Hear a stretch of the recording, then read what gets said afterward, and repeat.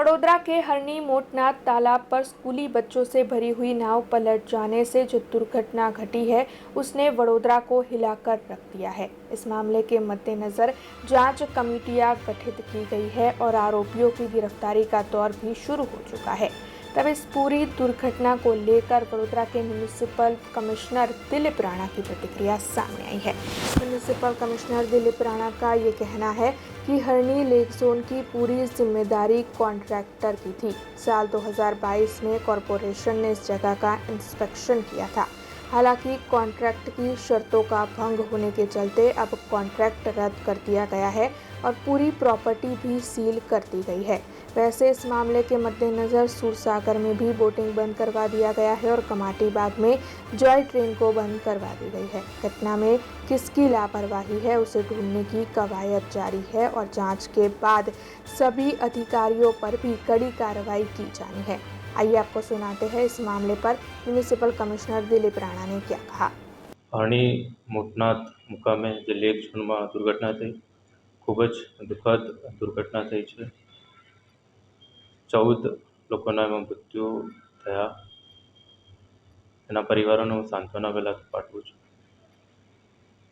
Corporation દ્વારા જે અત્યાર સુધી જે કામગીરી થઈ છે એમાં સૌથી પ્રથમ તો એ જ દિવસે બનાવના દિવસે જ એના કોન્ટ્રાક્ચ્યુઅલ ક્લોઝ પ્રમાણે જેટલા પણ લોકો હતા એની ઇન્ફોર્મેશન અમે પોલીસને આપી અને અમારે ત્યાંથી જે ફ્યુચરિસ્ટિક સેલના એક્ઝિક્યુટિવ એન્જિનિયર છે એમણે ફરિયાદ દાખલ કરી છે અને લગભગ 15 જણ અને જે બોટ ઓપરેટ કરતા હતા એ સાથે 18 જણાનું નામ ફરિયાદમાં અમે દાખલ કરાયું છે।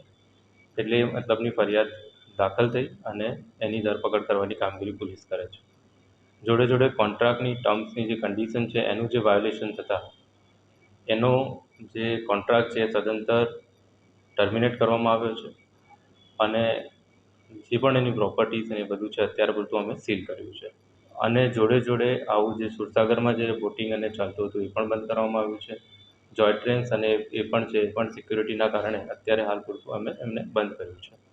કોન્ટ્રાક્ચ્યુઅલ ક્લોઝ જે છે એમાં જે કોન્ટ્રાક્ટ જે થયો છે કોર્પોરેશનનો જે કોટિયા પ્રોજેક્ટ કંપની છે એની સાથે 2017માં થયો છે। 2019માં એનું ઇમ્પ્લિમેન્ટેશન ચાલુ થયું અને આ થયા એ કોન્ટ્રાક્ટમાં જે જવાબદારીઓ જે છે કે એનું લાઇસન્સ લાવવાની, પછી એનું ફિટનેસ સર્ટિફિકેટ અને એ બધું જ કરવાનું, સેફ્ટીના સાધનો રાખવાના, તરવૈયા રાખવાના, બોટ રાખવાની, બોયાઝ રાખવાના, એ બધી જવાબદારી એની હતી। જોડે જોડે કોર્પોરેશન દ્વારા સમયાંતરે એનું સુપરવિઝન પણ થયું છે।